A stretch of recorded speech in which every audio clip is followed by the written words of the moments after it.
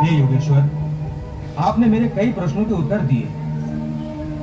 एक प्रश्न और पूछना चाहता हूं। सुना है कि मृत्यु के समय मनुष्य को बड़ा कष्ट उठाना पड़ता है, चाहे वो मृत्यु युद्ध भूमि पर किसी शस्त्र के घातक घाव के कारण हो या अपने आप आए। क्या मृत्यु को आसान बनाने का कोई तरीका नहीं है? हे अर्जुन, प्रश्न मृत्यु को आसान बनाने का नहीं है, बल्कि जीवन मृत्यु के चक्र से निकलकर मोक्ष प्राप्त करने का है। यदि मनुष्य मृत्यु के समय यह विधि अपनाए जो मैं तुम्हें बता रहा हूं, तो उसे तुरंत मोक्ष प्राप्त होगा और वो सीधा मेरे धाम को पहुंचेगा। वो गोपनीय विधि क्या है माधव?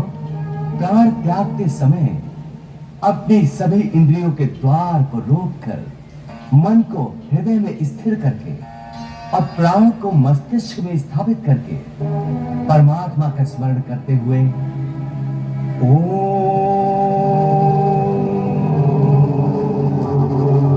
ओम मंत्र का उच्चारण करें, तो वो मनुष्य जीवन भर कितना ही पापी क्यों न रहा हो, उसे मोक्ष अवश्य प्राप्त हो जाएगा।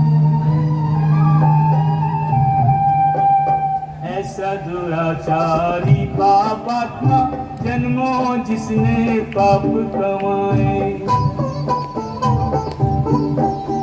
लेकर भाव अनन्य वो अर्जुन मेरी शरण में यदि आ जाए, धर्मात्मा हो जाए उसी क्षण जिस क्षण मुझ में चित्त लगाए। मेरे भक्त का नाश न हो कभी, मेरी कृपा से मुक्ति वो पाए। मेरा आश्रित मेरी कृपा से शाश्वत शांति परम सुख पाए।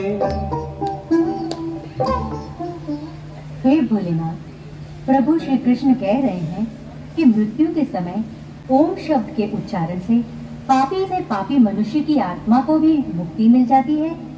देवी, ओम केवल एक शब्द नहीं है, समस्त मंत्रों का शिरोमणि मंत्र है ओम। इसकी महिमा अनंत है। आध्यात्मिक साधना की सफलता का केंद्र बिंदु ओम है। सिद्धि प्राप्ति का सूत्र भी ओम है।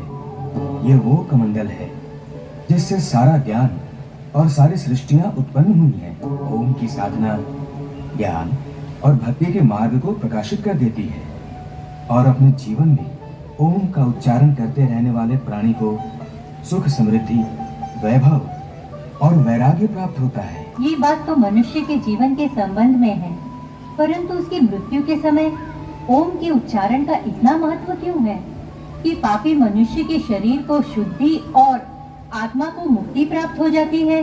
देवी, मनुष्य के शरीर को ब्रह्मपुर कहा गया है और मानव देह के भीतर हृदय कमल में आत्मा की दिव्य ज्योति प्रकाशित रहती है। मृत्यु के समय जब मनुष्य ओम का मंद मंद उच्चारण एक लय के साथ करता है, तो आत्मा और परमात्मा दोनों ही महासुख और महा आनंद के साथ नाच उठते हैं और दोनों एक दूसरे से मिलन के लिए ऐसे व्याकुल हो जाते हैं जैसे युगों युगों से बिछड़े हुए दो प्रेमी सारी सीमाएं तोड़कर एक दूसरे में समा जाने को एक दूसरे की ओर बढ़ते हैं। वाह प्रभु वाह, आपने परमात्मा से आत्मा के मिलन की इतनी सुंदर, इतनी मोहक व्याख्या की है। देवी, मानव शरीर को प्रभु ने मुक्ति का द्वार कहा है, परंतु मनुष्य इसके महत्व को समझ नहीं पाता। इसी महत्व के कारण मानव शरीर की रचना भी विशेष रूप से की गई है। मनुष्य का देह एक छोटा सा ब्रह्मांड है जिसमें समस्त लोकों का निवास है। ब्रह्मरंध्र ब्रह्मलोक का प्रतीक है। मानव शरीर में तीनों लोग कैसे समा गए हैं प्रभु? मनुष्य के शरीर में पैरों से नाभि तक भूलोक है, नाभि से कंठ तक अंतरिक्ष तथा कंठ से कपाल तक स्वर्गलोक है और कपाल में महा, जन, तपा और सत्यलोक है। योगी जन मानव शरीर की इस बनावट को भली भांति समझते हैं, इसलिए वो देह त्यागने के समय प्राण को पहले ऊपर की ओर उठाकर कंठ में अर्थात अंतरिक्ष में ले आते हैं। कंठ के विशुद्ध चक्र से आज्ञा चक्र में ले जाते हैं और यहां से कपाल में सहस्रार में स्थापित करके ब्रह्मरंध्र के द्वारा ही अपने प्राण शरीर से निकाल देते हैं। साधारण मनुष्य को इस विधि का ज्ञान नहीं होता, इसलिए उनके प्राण प्रायः दूसरे द्वारों से निकलते हैं। हे केशव, तुमने मेरे मन में ज्ञान की ज्योत जलाकर अज्ञान के अंधकार को नष्ट कर दिया है। मेरे मन से मोह और भ्रम के सारे पर्दे उठ गए हैं। अब मैं अपने आप को तुम्हारी हर आज्ञा के अधीन करता हूं। हे अर्जुन, तुम्हारे मुंह से ये बात सुनकर मुझे परम संतोष हुआ है। मैं प्रसन्न हूं अर्जुन, बहुत प्रसन्न हूं। फिर यदि तुम्हारे मन में अब भी कोई शंका, कोई आशंका या कोई प्रश्न हो तो नहीं माधव। अब इस मन में कोई शंका, कोई आशंका, कोई संशय नहीं। मन में अब केवल विश्वास और श्रद्धा है। केशव, अब मुझे कुछ और नहीं पूछना, कुछ नहीं जानना।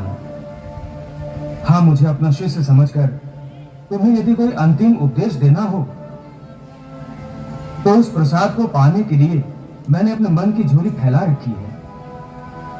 मुझे जिसके योग्य समझो वही अंतिम उपदेश प्रदान करो।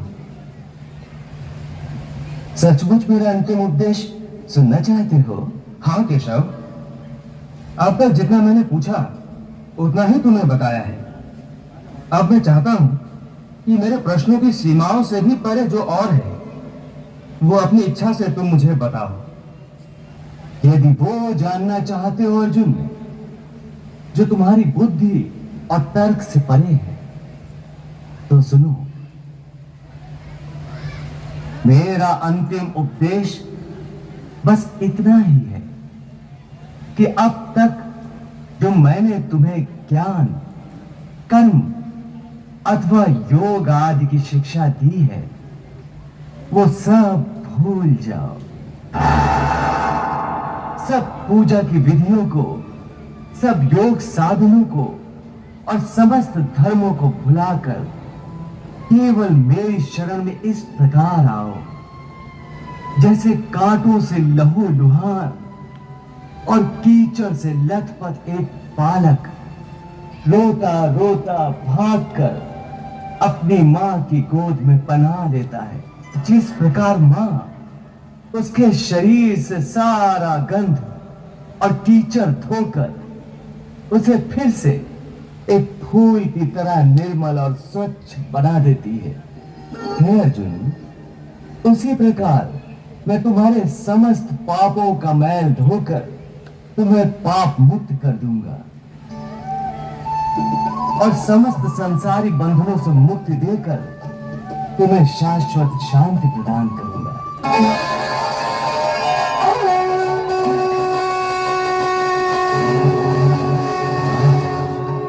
वाह प्रभु वाह। हे भक्तवत्सल, यह बात आप ही कह सकते हैं। इसके बाद और कुछ कहना बाकी नहीं रह जाता। आपकी जय हो प्रभु, आपकी जय हो।